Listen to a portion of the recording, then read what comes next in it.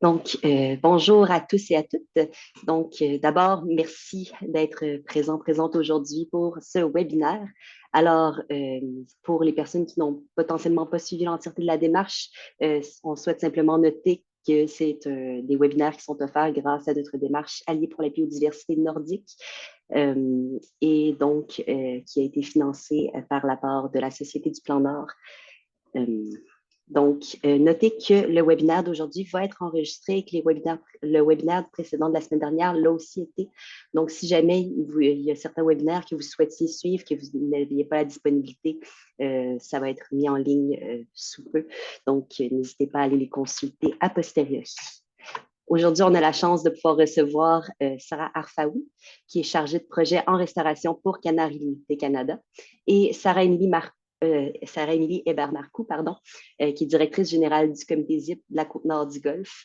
Je vais d'abord céder la parole à Sarah, qui va débuter avec une présentation sur la restauration des milieux humides, suivie d'une présentation de Sarah Émilie sur le projet FREA, qui est une initiative entre les comités ZIP pour la caractérisation et la restauration des écosystèmes côtiers et végétalisés. Notez qu'il va y avoir une période de questions à la fin de chaque présentation. Donc, simplement les retenir en tête pour la fin de la présentation.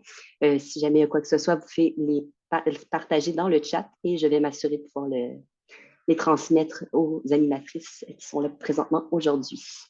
Vous êtes invité à, s'il vous plaît, garder le micro fermé entre les présentations, à l'exception des périodes de questions, si vous souhaitez les poser à vive voix.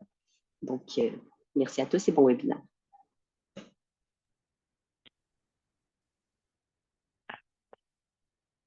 Donc, vous voyez bien mon écran? Parfait.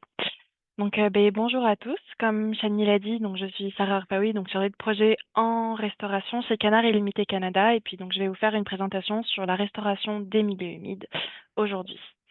Tout d'abord, qui est Canard Illimité Canada?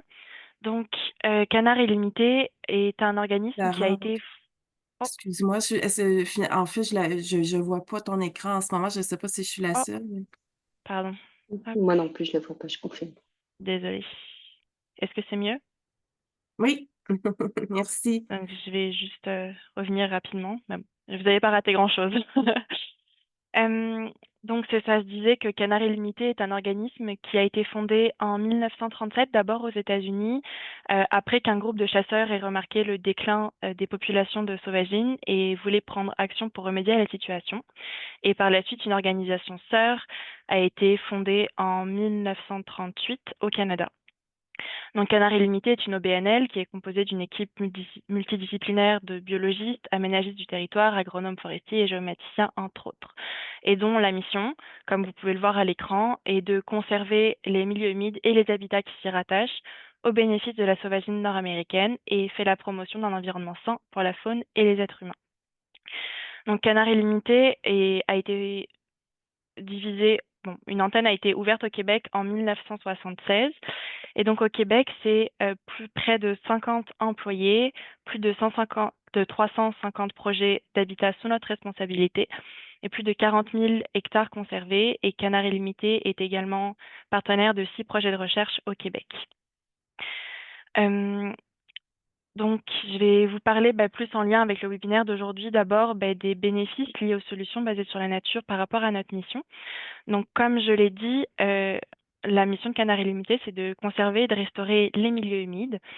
Les milieux humides, qu'est-ce que c'est? C'est les habitats de transition entre la terre ferme et un milieu aquatique.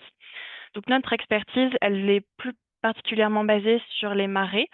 Les marais qui sont des milieux humides généralement rattachés aux zones fluviales, riveraines et lacustres et dominés par une végétation herbacée et inondés de façon généralement permanente, mais aussi semi-permanente ou temporaire. Puis dans notre expertise, on a également les prairies humides. Donc vous pouvez voir l'exemple de Saint-Barthélemy à l'écran. Les prairies humides, c'est un marais qui est exondé la majeure partie de la saison de croissance et qui est dominé par une végétation de type graminoïde. Les tourbières, les marécages et autres font également partie des milieux humides, mais c'est un peu moins notre expertise à Canard Illimité. Les milieux humides sont importants dans pour l'écosystème de manière générale, et en agissant pour la conservation et la restauration des milieux humides, on favorise les actions basées sur la nature en tant que telle. Donc, parmi les nombreux services écologiques que fournissent les milieux humides, on va avoir la protection contre les inondations, la protection contre les sécheresses, la diminution du risque d'érosion, l'aide à la lutte contre les changements climatiques, notamment par la séquestration de carbone. Les milieux humides offrent également des habitats uniques et essentiels à plusieurs espèces fauniques et floristiques. Ils aident à filtrer et à améliorer la qualité de l'eau. Et ils offrent des lieux naturels pour jouer, apprendre et explorer pour tous les services écologiques en lien avec les fonctions culturelles des milieux humides. Donc, pour vous parler plus concrètement, comment est-ce qu'on conserve et on restaure les milieux humides, je vais vous parler de nos différents secteurs d'activité. Donc, toutes nos équipes contribuent à la conservation et à la restauration des milieux humides et on a 3 axes d'intervention principaux, à savoir la partie de savoir, la partie agir et la partie sensibiliser, dont les différentes activités sont réparties entre nos équipes. Donc, voici les 3 premières équipes. Je vais commencer avec l'équipe d'acquisition, qu'on appelle aussi protection des habitats, et qui effectue des achats de terrains à protéger ou à restaurer. Ils mettent en ce moment en place un plan de priorisation pour notamment plus de cohérence avec les corridors écologiques et puis les milieux à restaurer. Donc là, pour un exemple, je vais vous présenter le projet de point test de la rivière Moisy, donc qui est notre projet principal sur la côte nord. Donc c'est un projet d'acquisition d'une tourbière qui est importante notamment par sa proximité avec la rivière Moisy, qui est, comme vous le savez peut-être, une rivière à saumon importante et qui est encore en vraiment bon état. Donc c'est un terrain qui avait été acquis d'abord pour un projet de compensation carbone et puis finalement il y a des discussions en cours pour revaloriser ce projet. Donc ensuite, on a l'équipe de communication et éducation qui touche tout ce qui est la partie sensibilisée. Et en fait, tout le monde profite de la conservation des milieux humides en raison de tous les bénéfices qu'ils fournissent, dont ceux dont j'ai parlé précédemment.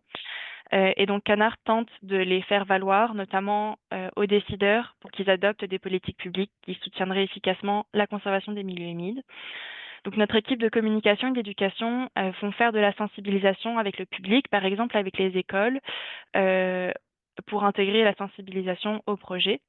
Donc ça peut passer aussi par des événements de promotion des projets ou par des panneaux qui sont directement installés sur nos sites de projets, comme ici sur la photo, vous pouvez voir un panneau d'interprétation installé sur le marais Trépanier en Outaouais qui va expliquer l'intérêt écologique et le projet. Ensuite, je passe à l'équipe de technologie de la conservation, qui est notre équipe de cartographie.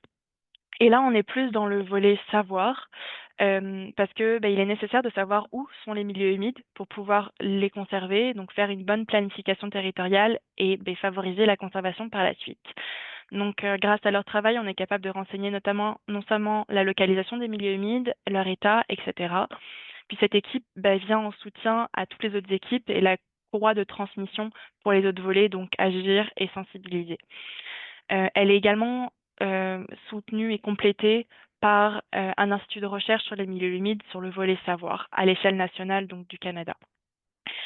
Ici, je vous montre la carte détaillée des milieux humides, qui est le projet peut-être le plus connu de cette équipe-là à travers le Québec. Donc cette carte-là est publique, elle est disponible au lien que j'ai affiché sur la présentation. Puis il est encore en cours. Donc là, notamment, vous pouvez voir en rouge la région des Laurentides qui est en cours de cartographie. En parallèle, il mène aussi un projet pour cibler des sites potentiels de restauration des milieux humides. Donc maintenant, je vais rentrer plus spécifiquement dans le volet agir, donc avec l'équipe de restauration dont je fais partie. Donc cette équipe, cette grande équipe de restauration, parce que maintenant elle est divisée en 3 équipes, est spécialisée dans la restauration des milieux humides et ça peut aller de la sélection des sites au design biologique à la réalisation d'aménagements sur tout le territoire. Donc on fait de la restauration ou de la création de milieux humides, par exemple, pour remettre des surfaces fonctionnelles de milieux humides au Québec. Donc je vais commencer avec l'équipe de restauration, la sous-équipe de restauration à proprement parler. Donc avec les nouveaux projets de restauration, Et donc là, on cherche toujours à intégrer les différentes composantes de l'écosystème et pas seulement la composante sauvagine, même si elle en fait partie, et donc les autres composantes fauniques également. Là, notamment, je vous présente l'exemple de Ruisseau de Feu, qui est donc à Terrebonne, qui a été ménagé en 2009. Donc là, on peut voir en 2006 des friches qui ont été reconverties en marais et en passes migratoires pour donner accès à la frayère, aux brochets et à la perche chaude. Donc le site a également été mis en valeur et est très fréquenté. Donc là, on peut voir le marais, puis en bas de l'écran, on aperçoit un peu la passe migratoire et sur le côté, le sentier pour les visiteurs. Donc, on a également l'équipe de service conseil qui s'occupe plus de mandats privés. Donc là, qui fait également de la restauration des milieux humides. Et là, je vais vous parler du projet de Force de la Nature qui s'inscrit particulièrement bien dans le cadre du webinaire d'aujourd'hui. Donc, Force de la Nature est un projet qui est financé par des compagnies d'assurance et qui a pour but de réfléchir à des solutions basées sur la nature pour limiter les inondations. Donc là, en l'occurrence, le projet se fait sur la rivière Lorette, donc dans la région de Québec. Puis là, on peut le voir sur la photo que les berges sont à nu, qu'il y a des problèmes d'érosion et tout ça, ça cause des problèmes d'inondation en aval. Et donc, dans les solutions qui sont explorées pour répondre à cet enjeu, on a tout d'abord les discussions avec des agriculteurs qui sont les propriétaires et les premiers concernés par cet enjeu. La restauration de cours d'eau, donc pour faire des cours d'eau à 2 niveaux, pour donner plus d'espace de liberté aussi. Puis là, on peut avoir aussi des zones tampons, de la restauration de milieux humides à proprement parler. On va avoir de la restauration de berges aussi, donc du couvert forestier, de la revégétalisation, entre autres. Donc ensuite, notre dernière équipe qui agit pour la conservation et la restauration des milieux humides, c'est l'équipe de gestion des propriétés. Et puis cette équipe-là, c'est une équipe qui vient gérer nos projets. Donc comme je l'ai dit, on a plus de 350 projets. Puis ces projets ont besoin d'être entretenus, d'autant que certains sont vieux. Donc il y a de la remise à niveau des infrastructures à faire parfois, ou parfois ça peut aller aussi à remettre à jour le concept initial qui avait été fait avec les nouvelles connaissances qu'on a aujourd'hui. Donc ici, on a par exemple l'exemple du projet du ruisseau Trépanier à Gatineau.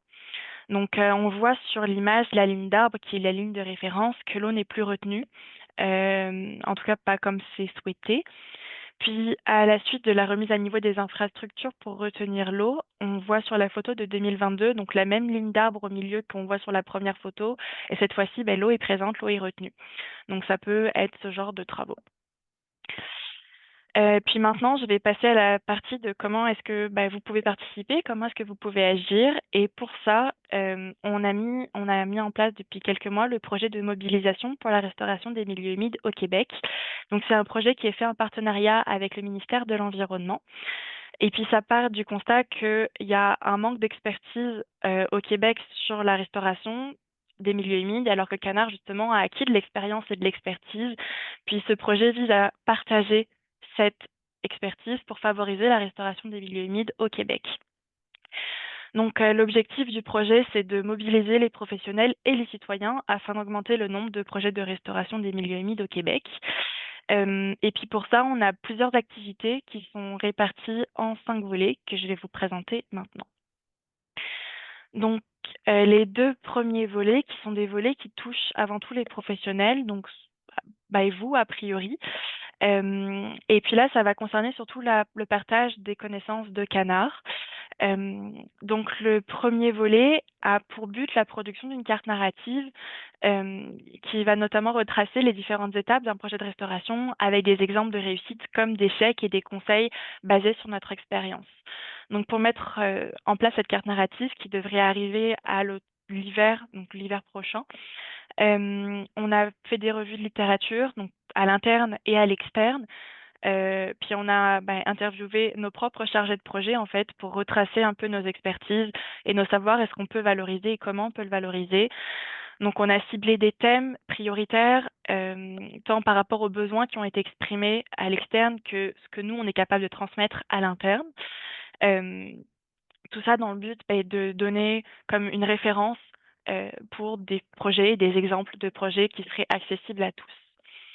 Donc, le deuxième volet qui vient en complément à ce premier volet est le volet de formation. Puis là, l'idée, c'est de donner des formations concrètes. Donc, on aurait une dizaine de jours de formation, des formations techniques comme des journées de démonstration. Donc ça devrait arriver cet automne ou cet hiver, à partir de cet automne et de cet hiver. Puis là, on va définir déjà les besoins de formation, de savoir sur quoi est-ce qu'on forme, tant des visites terrain que des journées des journées plus techniques sur la gestion de projet. Puis on va également définir des régions prioritaires en fonction des besoins de restauration qui ont été exprimés, pour donner ces formations qui sont également destinées aux professionnels. Donc ensuite, on va avoir le volet 3 qui est le volet d'accompagnement de projet qui s'adresse également aux professionnels. Et puis là, on a 3 appels à initiatives qui vont être lancés, dont le premier appel ouvert devrait être cet automne. Et là, le but, c'est d'accompagner les organismes vers le dépôt d'une demande de financement, principalement au PRC-MHH, mais pas que. Et pour faire cet accompagnement, on va d'abord offrir un soutien financier qui aurait un effet levier de 25 000 $ par initiative accompagnée. Et en plus de ce soutien financier, on donnerait des heures d'accompagnement et de formation personnalisée par le chargé de projet de Canard. Tout ça dans le but de renforcer les capacités, de renforcer le savoir-faire pour que plus de projets de restauration se fassent par la suite. Donc l'accompagnement, ça pourrait être des recherches de sites, des visites terrain, des relations dans tout ce qui est relationnel avec les partenaires, de la relecture de la demande, de la conception et de l'idéation du projet, des résolutions de problèmes, de la gestion de projet en général. Et au total, ce seront 20 initiatives qui seront accompagnées à travers ces trois appels à projets. Oups. Ensuite, on va avoir le volet 4, qui est le volet de mobilisation citoyenne, donc lui qui s'adresse aux citoyens en général. Et donc là, le but, c'est de relayer le message auprès des citoyens. Donc pour ça, il va y avoir un réseau d'ambassadeurs qui vont être formés, qui pourront donner eux-mêmes des séances de sensibilisation, des activités, des séances d'information par la suite pour toucher un public plus local. Donc ce volet se fait en partenariat avec Québec Oiseau pour le développement des bénévoles. Donc une trousse de mise en action sera remise également pour permettre la mise en place de ces activités. Et puis là, le but, ça va être également, au-delà de la sensibilisation, de faire émerger des idées de projet, des idées de sites de restauration par les citoyens qui sont ceux qui connaissent le mieux leur territoire finalement. Et donc, à voir éventuellement après s'il n'y aurait pas un projet citoyen qui pourrait être fait dans le cadre de la restauration des milieux humides. Et enfin, le volet 5, qui est le volet de recherche, qui vient un peu en complément au projet de mobilisation, qui vient en fait essayer de complémenter les autres activités en répondant à des questions de recherche telles que sur la végétalisation des projets. Est-ce qu'on préfère la végétalisation active, c'est-à-dire qu'on plante directement, ou la végétation passive, c'est-à-dire qu'on laisse le milieu reprendre ses droits? Donc c'est des questions qui sont, en tout cas, qui sont recherchées ici. Puis on a également la mise en place d'un protocole de suivi pour les projets de restauration qui, pour l'instant, n'existe pas, en tout cas pas de manière standardisée. Puis il y a d'autres activités qui pourront venir en complément à ce volet de recherche, tels que des projets de partage des données ou des projets pilotes, par exemple. Donc si le projet de mobilisation vous intéresse, on a un site web qui va être mis en place cet été, qui vont permettre de suivre notamment toutes les ressources dont j'ai parlé et aussi le calendrier des activités, donc avec les formations pour les professionnels, mais aussi les journées avec les ambassadeurs pour les citoyens et bien d'autres informations à suivre sur ce site web. Donc pour conclure, je vous demanderai, vous, comment est-ce qu'on peut vous soutenir pour la restauration? Quels sont vos besoins? Quels sont vos défis? À travers ces deux questions. Donc déjà, comment pourrions-nous mieux soutenir et faire progresser la restauration des milieux humides, que ce soit par la collaboration, le partage des connaissances ou le développement d'outils adaptés? Et d'autre part, quels sont les principaux défis à relever pour favoriser la restauration des milieux humides dans votre secteur ou dans votre pratique? Je vous remercie pour votre attention, puis je suis prête pour les questions.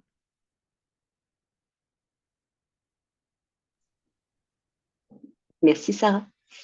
Donc, pour la période de questions, si vous préférez les écrire par le chat, n'hésitez pas. Pour les personnes qui préfèrent y aller de vive voix, également, n'hésitez pas à activer votre micro pour pouvoir poser les questions.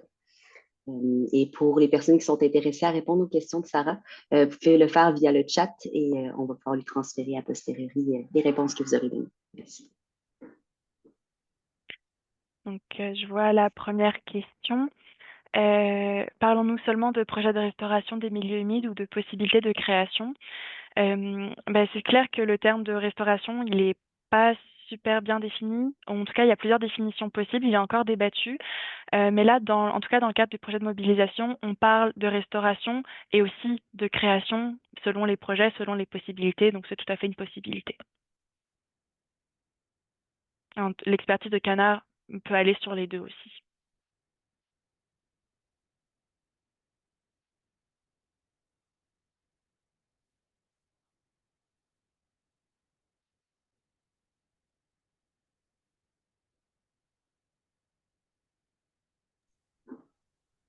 Est-ce qu'il y avait d'autres questions pour Sarah?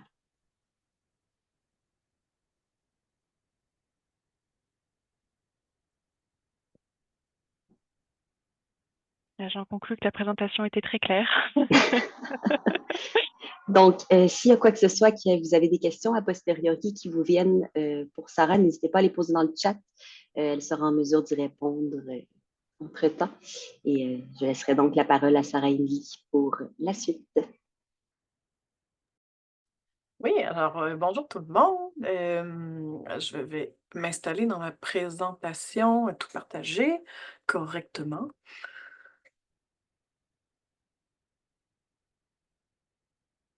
Bon, est-ce que la présentation apparaît bien à l'écran? Je te confirme que oui, Sarah. Youpi! Alors, bonjour, moi je m'appelle Sarah Émilie, je suis la directrice du comité ZIP Côte-Nord. En fait, je travaille au comité ZIP Côte-Nord du Golfe qui est basé à Sept-Îles et qui est un organisme qui a été fondé en 1996. Donc, j'y travaille depuis 2012 et j'y suis directrice depuis 2015. La présentation que j'ai choisi de vous animer aujourd'hui, en fait, ce n'est pas moi qui l'ai conçue, c'est une conférence qui a été donnée au congrès de l'Association des biologistes du Québec en novembre dernier à Trois-Rivières et je dois redonner leurs fleurs aux personnes qui l'ont élaborée. J'ai décidé ces personnes-là sont Cynthia Thibault, coordonnatrice des projets chez nous au comité ZIP Côte-Nord, Lisande Bourgoin, qui est coordonnatrice des projets au comité ZIP de la Gaspésie, et Félix Audet-Robitaille, qui est le directeur général du comité ZIP Saguenay-Charlevoix. Alors, c'est une conférence qui a été élaborée à trois têtes, en fait à plusieurs comités ZIP, pour refléter la nature du projet que je vous présente ce midi. Là, je m'emballe un peu déjà. Je dois faire mes disclaimers de début de présentation. Ils avaient 40 minutes pour faire cette conférence-là et moi, je vous la fais en 20 minutes. Alors, on va un peu galoper à travers les diapositives. L'idée, c'est de vous brosser le portrait. Je ne l'ai pas changé parce que je voulais refléter la forme originale. Je voulais aussi montrer les volets qui sont repris par les différents comités ZIP. Et puis, en passant à travers, c'est peut-être plutôt dans la période des questions où on pourra retourner sur des éléments spécifiques que je pourrais détailler. Alors, on y va comme suit. J'arrive. OK, ça fonctionne. Alors, le plan de présentation est le suivant. Donc, brève présentation du réseau des comités ZIP, quelques exemples de travaux passés passer ensuite à la présentation du projet actuel qui nous intéresse, financé par le FREA. Comment on procède à l'intérieur de ces projets-là à travers la standardisation des méthodes, l'acquisition des connaissances, la restauration des habitats de façon pratique, les travaux qui sont à venir, les défis rencontrés et l'ouverture sur quelques bénéfices ou les apprentissages pour le réseau, ainsi que un événement à annoncer en automne.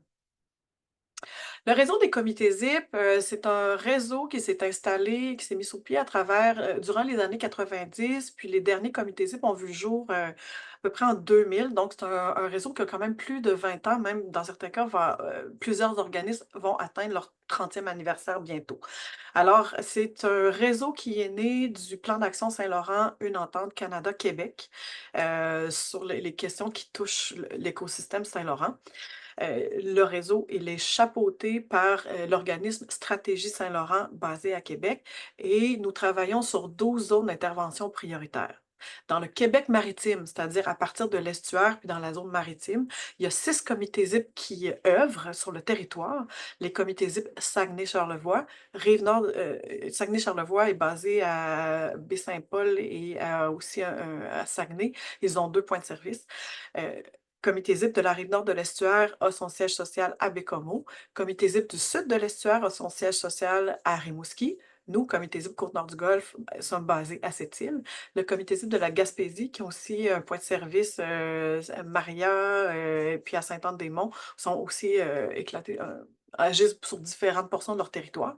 Et le Comité ZIP des îles de la Madeleine. Nous avons pour mission de nous pencher sur les enjeux du Saint-Laurent et passons par différentes stratégies pour le faire, soit de l'acquisition de connaissances, de la mobilisation des forces vives dans le milieu, des projets pratiques et appliqués, et puis la concertation régionale. Les enjeux sur lesquels on peut se pencher sont multiples. On peut parler de biodiversité, qualité d'eau, changement climatique, aléas côtiers, biodiversité, érosion, et j'en passe. Dans le projet qui nous intéresse ici, qui est l'initiative financée par le Fonds de restauration des écosystèmes aquatiques, le FREA, je veux ici vous montrer la constellation des visages qui travaillent de près ou de loin sur cette initiative-là. Nous sommes nombreux et le projet nous occupe sur au moins 4 ans. Alors, vous voyez ici les visages de chaque équipe qui participe de près ou de loin. Et puis, essayez de trouver ma face là-dedans. Je suis ici. Enfin, me voici ici. Bon, présentation de notre équipe de Côte-Nord du Golfe. On a Cynthia, on a Manfred qui est chargé de projet. On a ici Noémie Pelletier, chargée de projet, et Catherine. À cette équipe s'ajoutent nos techniciens saisonniers qui, cette année, sont Yvan et Clément. Alors, les comités ZIP sont connus pour divers projets, beaucoup des fois des nettoyages de plages ou beaucoup aussi de la plantation de végétaux sur nos rives et notre littoral du Saint-Laurent. Mais vous pouvez voir à travers le passé beaucoup d'actions, un peu la géographie des actions qui ont été menées. Ici, dans le secteur de Sept-Îles, on a eu des différents projets, un projet qui nous a occupés pendant 3 ans à Galix, d'autres projets à Val-Marguerite. Et puis, donc, vous voyez aussi un peu l'étendue des interventions dans les différentes régions du Québec. On a même déjà fait des projets de collecte de ferraille dans le secteur de Blanc-Sablon à une époque. Il y a 20 ans, j'étais pas là. Donc, des projets typiques ou les projets un peu très visibles dans la transplantation de végétaux, les comités ZIP des Îles-de-la-Madeleine ont pu faire des transplantations de zostères. Nous, on était bien connus aussi pour de la végétalisation dans le secteur de Galix, de la rivière Brochu, avec la plantation des limes des sables, même des comités ZIP comme la rivière de l'Estuaire au Bas-Saint-Laurent, le sud de l'estuaire, qui ont transplanté de l'aspartine, qui sont des plantes retrouvées dans les marais au marais. On est bien connu pour ce genre d'action-là. Mais aussi, on s'est attaqué à des actions de bien plus grande envergure avec des travaux lourds ou des chantiers d'importance sur nos écosystèmes côtiers. On peut penser au projet que le comité ZIP a mené dans le secteur de Pointe-aux-Anglais, la redirection de ruisseaux, l'aménagement des capteurs de sable, là, en fait, c'était pour diminuer les risques d'érosion sur des infrastructures tout en tentant d'épargner le plus possible des habitats de frais du Caplan. Donc, c'était un projet expérimental. On a aussi fait des projets de désenrochement de plages. D'autres comités ZIP, comme le sud de l'Estuaire, ont pu faire des recharges de sédiments dans des zones très exposées ou même déplacer des aboiteaux. Ça, c'était un projet très ambitieux. Des vestiges des anciennes structures utilisées dans des milieux agricoles pour faire de l'empiètement sur des marais intertidaux et permettre aux champs agricoles de gagner plus d'espace. Et donc, ce sont des structures traditionnelles qu'on voit dans certains endroits du paysage de l'Est du Québec utilisés en agriculture, mais justement, qui viennent empiéter sur des espaces de marais. Et là, le projet ambitieux, c'était de déplacer un aboiteau pour que l'écosystème côtier puisse regagner plus d'espace et plus d'espace de liberté. Et puis, d'autres projets ambitieux qu'on a déjà faits, des aménagements de passes migratoires, pardon, sur l'île d'Anticosti, là, dans une rivière qui avait utilisée par les truites diadromes, mais qui avait un potentiel aussi pour le saumon. Donc, c'est une passe à salmonidés. Des aménagements de berges en lit de rivière en Gaspésie, restauration de berges aussi du côté de Saguenay-Charlevoix et des aménagements de frayères dans les cours d'eau sur les îles de la Madeleine. Alors, depuis 2023, il y a un projet qui va occuper les comités ZIP pour 4 ans, jusqu'en 2027, et que c'est un projet qui est financé par Pêche et Océan Canada à travers le Fonds de restauration des écosystèmes aquatiques, le fameux FREA. Alors, c'est un projet ambitieux et la nouveauté, si on veut, c'était notre désir à plusieurs comités ZIP de se doter d'un volet commun de façon volontaire pour à la fois travailler sur de la restauration de sites bien spécifiques, mais de se doter d'un volet commun aussi d'acquisition de connaissances. Alors, il y a une façon d'opérationnaliser le projet, d'opérationnaliser un volet commun à travers des enveloppes distinctes. Et c'est un peu le challenge que les comités ZIP se sont donnés pour se créer un effet réseau, mais incarné. Alors, le programme est sur 4 ans.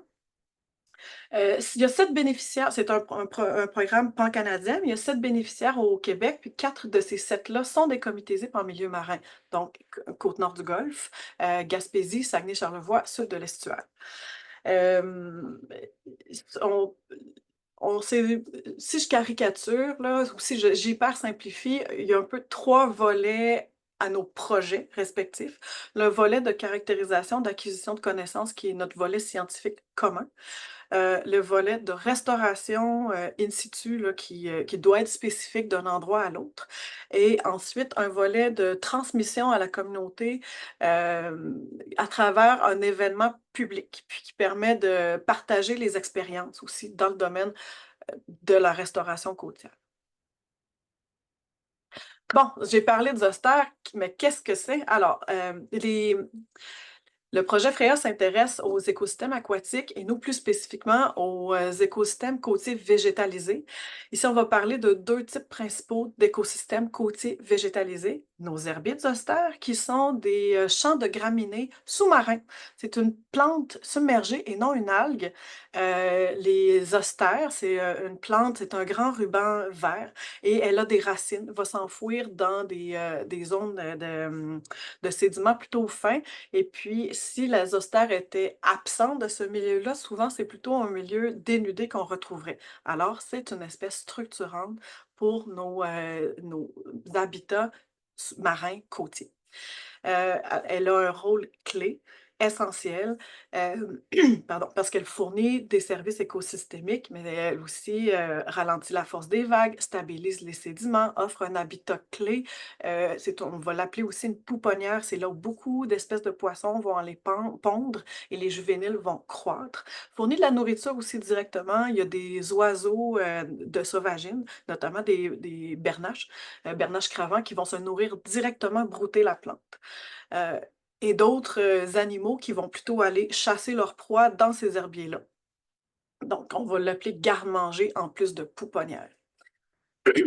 Et un des objets ou un sujet d'étude qui nous intéresse, c'est leur fort potentiel d'être un puits de carbone et de séquestrer le carbone dans les tissus végétaux. L'autre écosystème côtier végétalisé qui fait l'objet d'intérêt du projet sont les marais côtiers. Alors, qui est un petit peu plus haut, les marais côtiers vont subir les battements de marée, vont être parfois immergés, parfois émergés, alors que la zostère, elle va vraiment rester recouverte d'eau, elle en a besoin. Alors, dans les marais côtiers, on va retrouver beaucoup de spartines, puis sur la Côte-Nord aussi, beaucoup de spartines. C'est un écosystème de transition entre la terre et la mer, offre aussi un habitat exceptionnel pour poissons, oiseaux. Et puis quand on se promène sur le bord de mer, on peut apprécier la présence de cette faune-là aussi. Donc, service économique, écosystémique aussi précieux, prodigué par les marais côtiers, séquestration de carbone aussi, protection contre les tempêtes et les inondations, là, protection contre les aléas, et puis maintien de la quantité et de la qualité d'eau. Toutefois, ce sont des écosystèmes qui subissent des perturbations. Certains, selon leur emplacement aussi, là, un par rapport à l'autre, vont subir des perturbations spécifiques, d'autres partagées, mais beaucoup l'empiètement, piétinement, soit beaucoup par les véhicules motorisés, mais l'empiètement par l'étalement urbain, aussi le coincement côtier, c'est-à-dire quand il y a des obstacles rigides, qu'ils soient naturels ou artificiels, et que l'eau monte ou les régimes d'eau changent, qu'il y a des aléas, ces écosystèmes côtiers-là se retrouvent coincés entre une structure rigide située en terre et montée de la mer ou aléas côtiers provenant de la mer. Et puis, bien sûr, peuvent être bouleversés par les changements du climat, peuvent être bouleversés aussi par de la pollution, baisse de qualité d'eau, changement des propriétés physiques et chimiques de l'eau, changement aussi dans le couvert de glace, plutôt que nos hivers changent. Et quand le couvert de glace est plus continu, un couvert de glace continu, solide, pouvait offrir une protection lors de la période rude de l'hiver. Mais avec un couvert de glace qui change, des fois, ce qui était un écran protecteur peut devenir même des shrapnels, c'est pas un bon mot, là, mais ces éclats de glace peuvent participer des fois aussi à l'érosion ou à endommager des herbizostères ou les marais côtiers.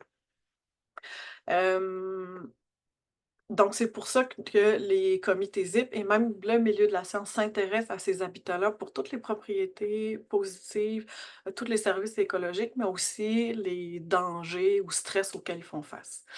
On a parlé d'une équipe élargie des comités ZIP. Nous sommes accompagnés aussi d'équipes académiques. C'est ce qui fait l'ambition aussi du projet. C'est que dans notre premier volet d'acquisition de connaissances, nous avons souhaité nous doter d'un protocole standardisé utilisé par les 4 comités ZIP pour effectuer notre acquisition de connaissances. Et ce protocole standardisé, il a été élaboré en compagnie d'équipes de chercheurs, beaucoup de l'Université du Québec à Rimouski et de leur institut l'ISMER, aussi accompagné de certains professeurs de l'Université du Québec à Chicoutimi. Alors voici l'équipe académique qui nous accompagne dans le projet et envers qui nous sommes si reconnaissants. L'appui académique nous sert à examiner 4 volets d'acquisition et d'évaluation des connaissances. Donc, il nous aide à évaluer la biomasse végétale et la captation du carbone via des outils de télédétection. Il nous aide à élaborer nos outils d'inventaire de suivi de densité de la biomasse de l'azosphère des plantes, évaluer la captation du carbone dans les sédiments et nous aide aussi à travers l'élaboration de protocoles pour les inventaires d'identification d'organismes benthiques. Alors, tous ces appuis-là, toutes ces façons de mesurer la connaissance des méthodes de travail ont été élaborées en partenariat avec eux et puis on essaie de suivre les mêmes standards, ça pour être capable de comparer nos données dans le temps et l'espace. Alors, notre volet d'acquisition de connaissances se déroule en 3 phases. La recherche documentaire, les inventaires de terrain, et tout ça nous amène à la sélection des sites qui permettent de faire un choix éclairé pour notre phase de restauration. OK, ça va dans le temps. Les outils de télédétection et de photo-interprétation nous permettent aussi d'examiner dans le temps la surface occupée par les habitats qui nous intéressent, puis voir aussi dans le temps si cette surface-là, elle change. Donc, on utilise des outils pour faire de la photo-interprétation d'images satellites et de la création d'orthomosaïques. Ça, pour les orthomosaïques, on utilise des drones pour aller prendre des photos. On veut que ces photos-là soient géoréférencées, donc elles utilisent des points GPS. Comme ça, on est capable de les replacer de façon précise et aussi de placer les éléments d'observation de façon précise dans l'espace. Ensuite, sur le terrain, on va accompagner notre analyse préliminaire ou l'analyse des données satellites ou les données d'imagerie avec... Là, je me mets dans ma phrase. Je recommence ma phrase. On utilise les données satellitaires ou les données d'imagerie, ça nous donne un certain portrait. On fait de la validation sur le terrain en évaluant la densité de notre biomasse végétale dans les herbiers de zoster en zone profonde. C'est ce que fait le comité ZIP. Leurs habitats de zoster sont situés plus profondément dans la colonne d'eau et eux vont procéder par plongée, alors que nous, on est capable de trouver des zones à plus faible profondeur et de travailler à pied. Et dans le secteur du comité ZIP Saguenay-Charlevoix, on ne retrouve pas les herbiers de zoster. Il y a plus de mélange d'eau douce. On est vraiment dans l'estuaire, même on se rapproche de l'estuaire fluvial, de la zone fluviale. Et puis, eux ne retrouvent pas cette plante-là sur leur territoire, ou s'il y en a, c'est pas accessible. Alors, eux vont travailler plus sur les marais côtiers. Les inventaires de plantes sont complétés par des inventaires de faune. On s'intéresse beaucoup aux inventaires de poissons et nouvellement aussi, on s'intéresse aux organismes benthiques. Donc ça, c'est la petite faune qui vit à la surface de la vase, la surface du sol, beaucoup composée d'invertébrés aussi. Et même certains comités ZIP sont ambitieux, puis ils vont même travailler sur des inventaires d'oiseaux. Essentiellement, c'est le comité ZIP Gaspésie qui a ajouté un volet de dénombrement ou d'identification des oiseaux pour élargir le portrait de ses habitats d'intérêt. Donc, dans le cadre du projet FREA, on a fait la carte des sites qui sont examinés. Vous la voyez ici à l'écran. Alors, au total, on parle de 10 herbiers de zoster examinés, 5 marais côtiers. Il y a entre 3 et 5 sites par région. Donc, il y a les sites à l'examen, puis certains de ces sites-là vont potentiellement aussi devenir des sites où on va faire des actions de restauration côtière. Et notamment les perturbations qu'on a pu identifier durant déjà les 2 premières années du projet. C'est des pertes de superficie végétale, de l'ensablement par érosion et du piétinement de la végétation. Je veux savoir si tout le monde suit jusque-là, en tout cas s'il y a déjà... on garde les questions pour la fin, là, mais s'il y a déjà il y a des signaux de ça va trop vite ou il y a trop... Tout est OK? OK, on continue.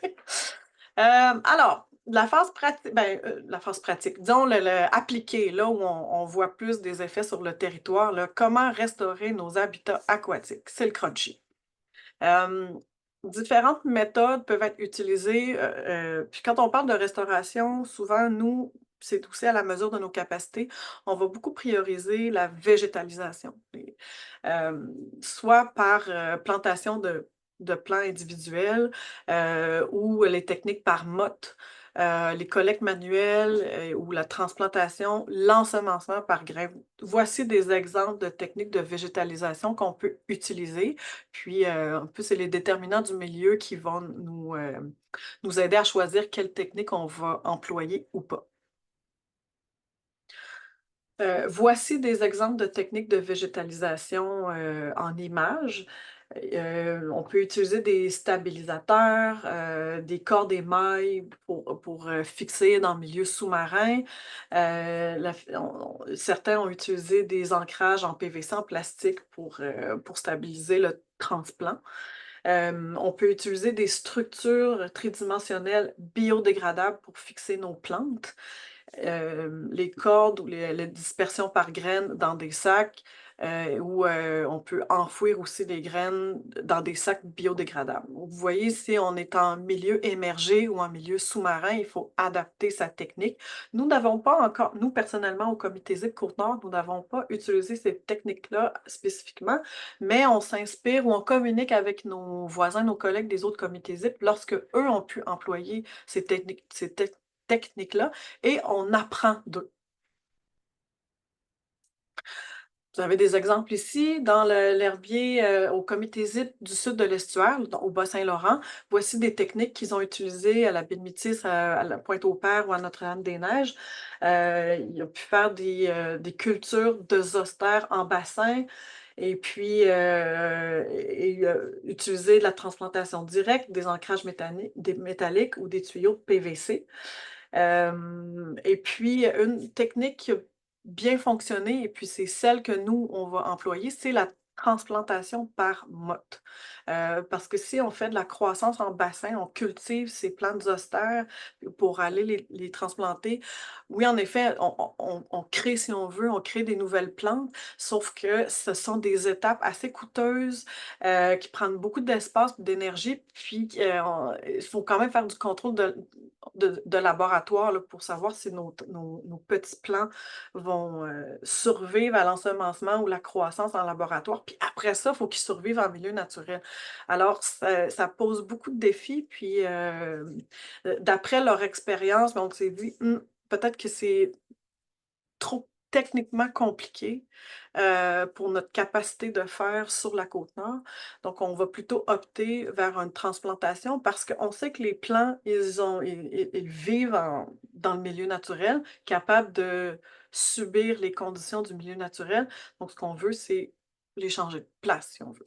Puis ça, je pourrais détailler plus tard dans la présentation. Je vais passer rapidement sur ce que les autres comités ZIP ont fait pour parler plus spécifiquement de ce que nous comptons faire dans notre propre projet de restauration. C'est sur travaux de restauration à venir. Alors, sud de l'estuaire. Si vous avez des questions, c'est plus difficile pour moi de répondre sur ce que les autres ont fait, mais je sais que Cynthia est dans le Zoom et elle pourra vous donner des détails si vous avez des questions sur ce que font les autres comités ZIP. Pour ma part, je vais plutôt me concentrer sur notre propre action à venir.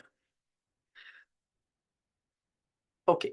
Mais je veux quand même, tu sais, je voulais quand même passer les images pour que vous voyez la diversité des lieux et des actions qu'on peut entreprendre. Alors, nous, dans nos 2 ans d'acquisition de connaissances, de recherche de sites, puis de revue de littérature, on s'est penché sur quelques sites, mais celui qui a le plus attiré notre attention pour son potentiel, c'est le secteur de l'embouchure de la rivière Romaine. Donc, pas tout à fait l'embouchure comme telle, mais un petit peu plus à l'est entre l'embouchure de la rivière et la municipalité de Havre-Saint-Pierre. Alors, c'est à peu près à 15 km à l'ouest d'Havre-Saint-Pierre. Et puis, on le sait, au cours des 10 dernières années, le milieu fluvial de la rivière Romaine, il a changé parce qu'on y a construit un complexe de 3 sections de barrages, le barrage La Romaine. Et ce site-là, maintenant, fait l'objet d'un suivi sur plusieurs années là, de la part d'Hydro-Québec. Eux-mêmes je pense qu'ils terminent leur suivi qui est obligatoire en vertu des permis qu'ils ont obtenus. Là. Ils ont des obligations légales de suivi sur un périmètre très précis. Et ces suivis-là se poursuivent jusqu'à, je pense, 2029. Donc, nous, on doit travailler à l'extérieur de ce polygone-là de suivi réglementaire. On peut y faire des études, aller faire des inventaires, prendre des mesures, mais nous ne pouvons pas changer le territoire. Et c'est normal parce qu'on ne veut pas introduire un biais ou un changement de trajectoire qui modifierait l'évaluation par celui par Hydro-Québec, qui a une obligation. Ce qui fait que ce que notre équipe a observé, c'est qu'il y avait un changement dans la couverture végétale depuis la dernière décennie. Ce changement de couvert végétal-là peut s'expliquer de toutes sortes de manières. Puis comme j'en ai parlé tout à l'heure, il y a des changements climatiques.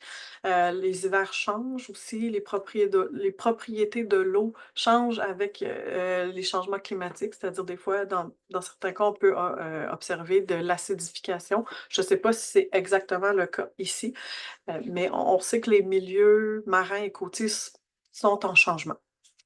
Il peut aussi une augmentation des événements de tempête, arrachement par le retrait des glaces et puis possible changement de dynamique en l'embouchure parce que ça a changé plus en amont dans la rivière avec l'installation de grandes infrastructures.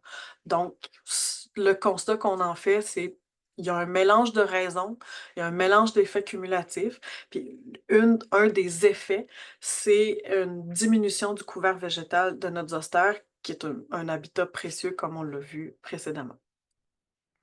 C'est pour ça que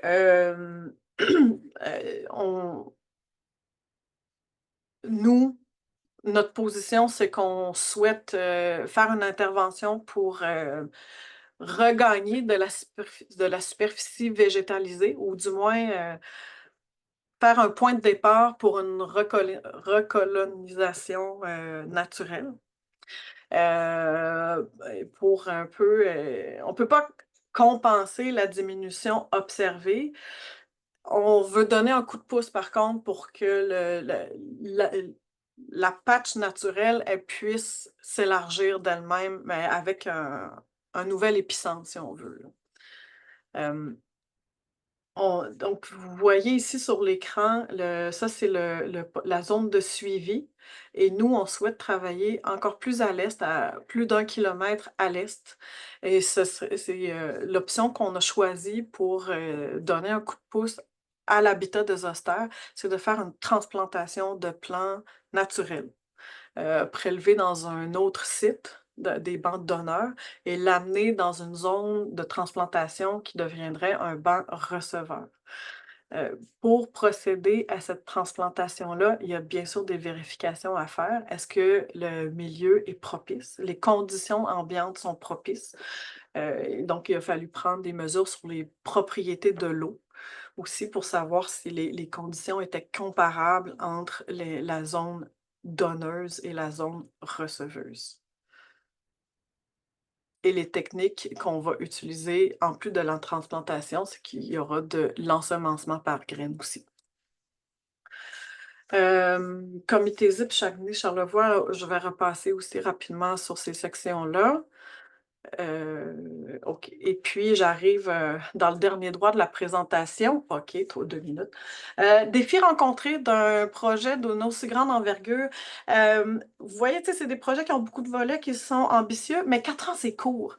Puis, l'opportunité, puis le défaut de fonctionner en financement public, c'est que, ces financements-là, ils existent, puis on est chanceux de pouvoir faire de ce genre de projet-là. Mais 4 ans, c'est ça, c'est toujours court. Puis, on fait une action, mais ce qu'on aimerait pouvoir voir, c'est qu'est-ce qui arrive, quelles sont les retombées de l'action 5 ans, 10 ans plus tard. C'est toujours ça qui est difficile dans le système de financement par programme public. Aussi, quand on veut faire un geste en milieu côtier, énormément d'acteurs, beaucoup de tenures des terres aussi différentes, et il faut arrimer les projets avec les responsabilités légales d'autres joueurs beaucoup plus gros, là, je veux dire. Et, si on a des ministères du transport, des Hydro-Québec, des entreprises de ce monde qui ont énormément d'obligations légales, nous, on se sent petit à côté. Et puis, on peut pas, faut pas biaiser ou influencer leur travail. Donc ça fait que, en tout cas, c'est énormément s'adapter. Un autre, recrutement, maintien de l'expertise à l'interne, c'est un défi chez tout le monde. Et puis, c'est ça, de la difficulté aussi des fois d'arrimer des exigences d'un programme sur papier avec des réalités de terrain. On fait un plan de travail, on sait que c'est pas ça qui va arriver. Donc, prendre avec recul, un plan de travail, c'est fait pour être changé, mais c'est ça, et on doit s'adapter, se modeler aux réalités et aux besoins du terrain. Il faut que l'action, elle ait un sens et la réalité pratique, comment je dirais ma phrase? Ben, c'est ça, les besoins du terrain ou la réalité révèle ses besoins, puis si on veut avoir du sens par rapport à notre objectif de départ, eh bien, il faut constamment s'y adapter. Mais la grande question, c'est ça, que dans des contextes aussi restrictifs, quand on travaille sur 4 ans, des réalités budgétaires, les défis techniques, les autres acteurs, qu'est-ce qu'une restauration réussie, là? Si on n'est pas capable de se revoir dans le temps, ou d'examiner 10 ans plus tard une action qui a été faite. Comment on fait pour évaluer la portée réelle de nos actions? Puis ça, c'est une question élargie sur la réalité de la science de la restauration. Fait que quand on est en contexte communautaire, puis qu'on n'est pas en contexte d'obligation légale, puis je pense ici un peu à toutes les entreprises qui vont, des entreprises de consultants et autres, mais qui vont travailler avec de très gros joueurs de l'industrie. Eux, ils sont dans d'autres dynamiques, avec d'autres envergures de travail, avec des obligations de réussite. Mais quand on est en contexte communautaire, où on reprend un petit peu du passif environnemental quelquefois, ou des sujets d'intérêt délaissés, ben, c'est ça. Comment on fait pour mesurer son succès? Il faut être autocritique aussi par rapport aux actions, à nos actions de ce type-là. Pas l'idée d'arrêter de les faire, mais de les faire mieux. Et puis, malgré tout, tu sais, c'est des genres de projets qui ont énormément de bénéfices, ben, pour le réseau, premièrement, parce que, c'est une façon très pratico-pratique opérationnaliser le travail réseau. Qu'est-ce que c'est un réseau? Comment est-ce qu'on arrive à standardiser des méthodes, à être comparable d'un à l'autre, de briser des vases clos, du travail en silo?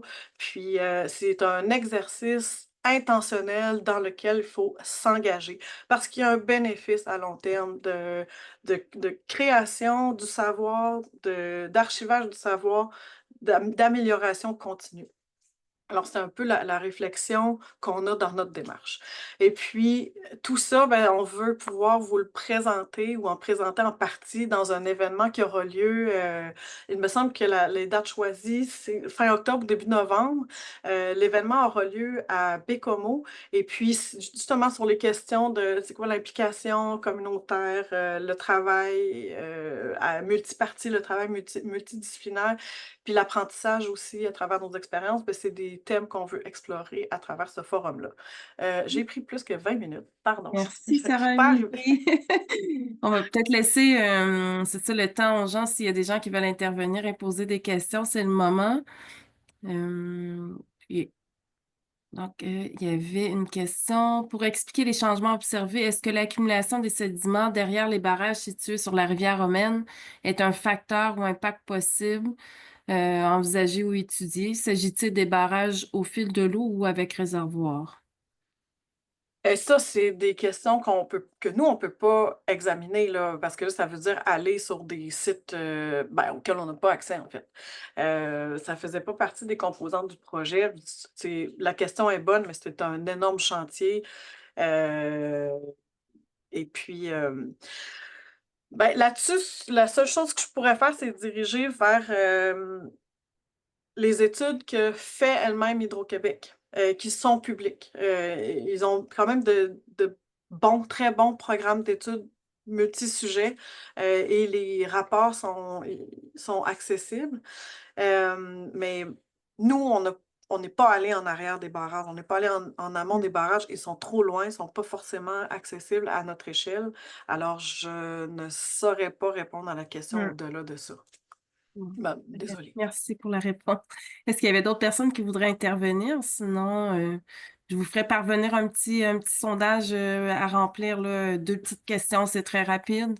Donc, je vous envoie ça maintenant. Donc, vous pouvez répondre rapidement et quitter. Sinon, nous, on vous invite aussi. Merci beaucoup à Sarah et Sarah Émilie pour vos présentations. C'est très apprécié. Puis, n'hésitez pas à nous contacter ou à contacter les présentateurs pour toute question là, future. Puis, nous, ben, on vous invite au prochain webinaire de la semaine prochaine. Donc, un grand merci. Le prochain webinaire pour information va être sur la connectivité écologique. Il va être offert par SMAP Québec ainsi que le Conseil des Inuits de SP.